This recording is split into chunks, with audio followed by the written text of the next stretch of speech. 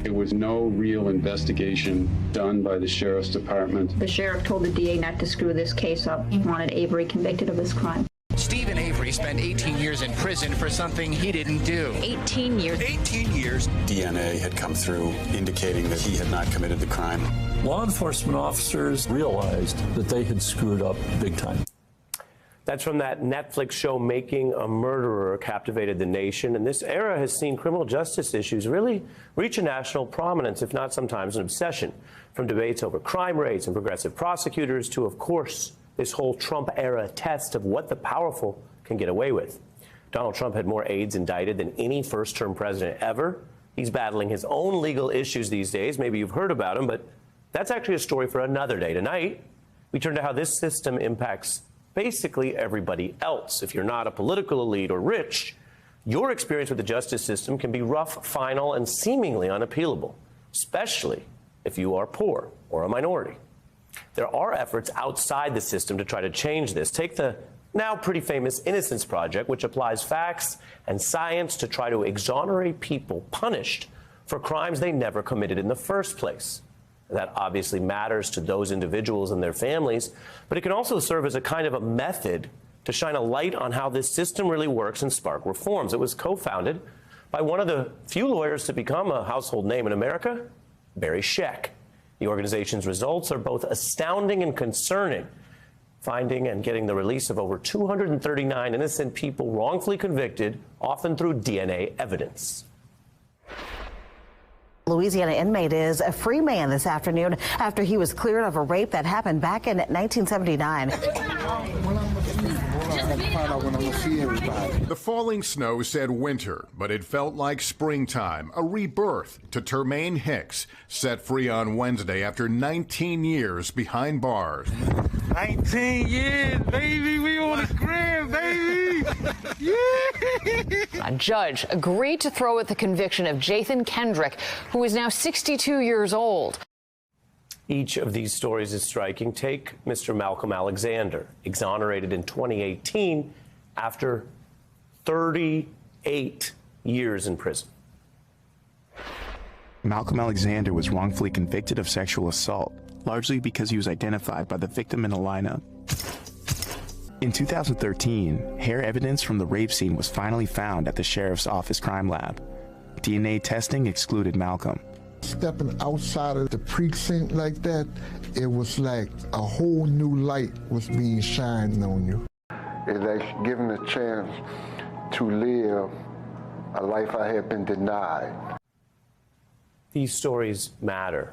Each of them is about a real person and all the other people connected to them, to say nothing of mistakes where the real criminal was not pursued, especially when you add in racism and other discrimination. Now, Scheck is known to some people, especially outside of legal circles, for work that he might consider a footnote to these many other projects over the decades.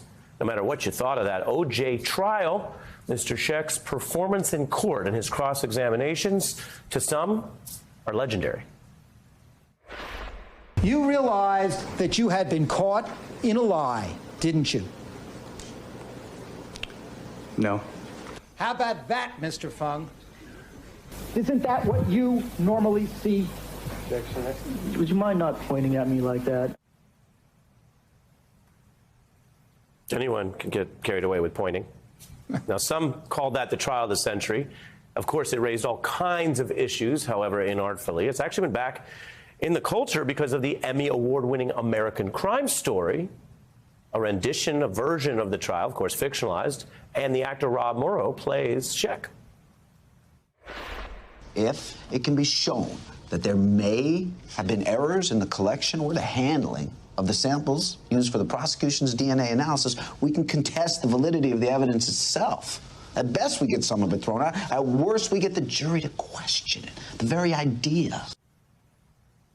If lawyers start out dramatic, what happens when actors play them? Well, we'll get into that. As for those other innocence cases, I want to be clear with you why this matters tonight. There's really too many to even reference or humanize on an individual basis. We're dealing with a system that often doesn't seem to care at all about the totality of justice, but rather just getting the conviction and throwing away the key. I said earlier this was all both astounding and concerning.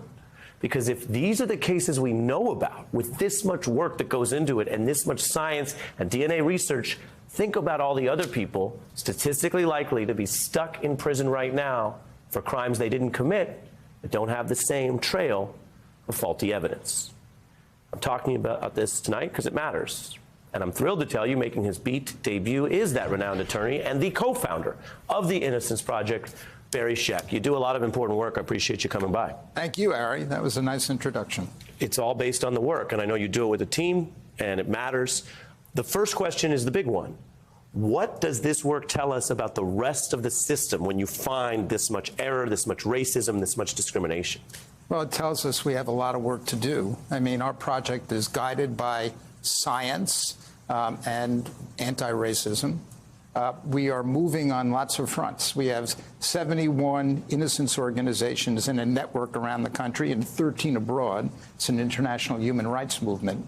And we focus on getting legislation passed that can improve the system, protect the innocent, apprehend those who really committed the crime. And we have, major initiatives going on now in terms of trying to make forensic science reliable. Yes. And also an area of police misconduct information. One of the astonishing things, and I got a bar card in California and one in New York, and I never realized in all my years of practice that the two worst states in the country in terms of hiding police misconduct information were New York and California.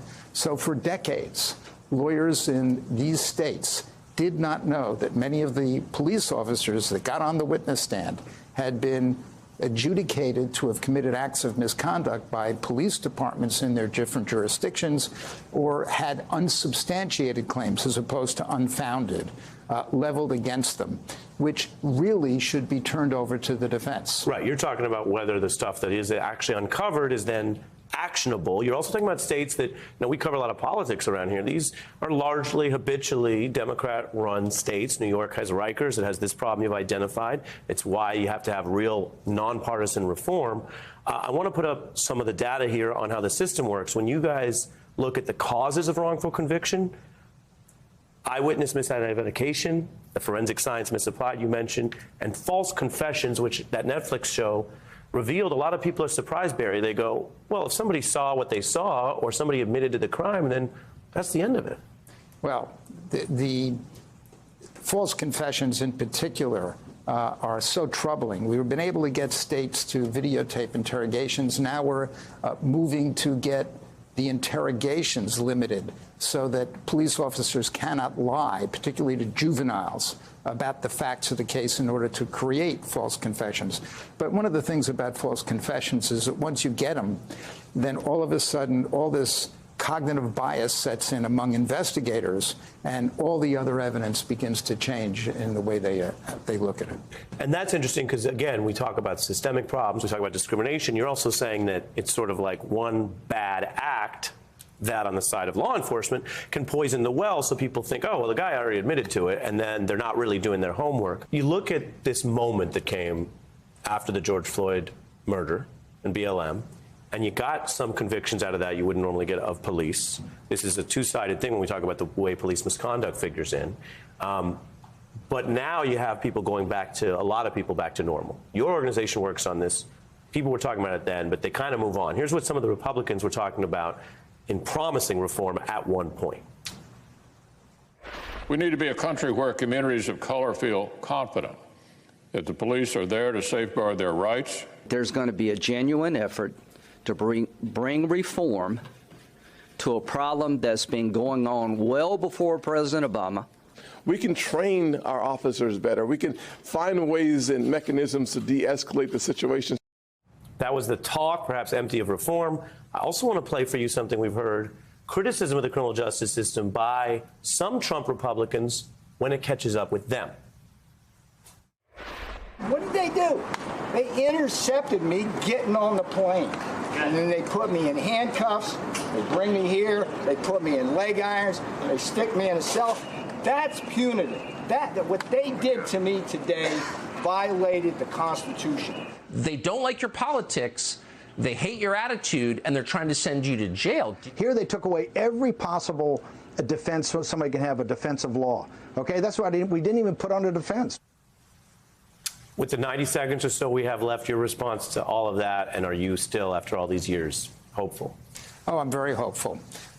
You know, the thing that we really need to do, and I mentioned the police misconduct information, we have coalitions developing now, New York, California, Maryland, states across the country, where we get community groups, the press has a huge responsibility here, where we collect the misconduct information, defenders, conviction integrity units and prosecutors' offices, civil rights lawyers and innocence organizations, all joining together to gather information about policing.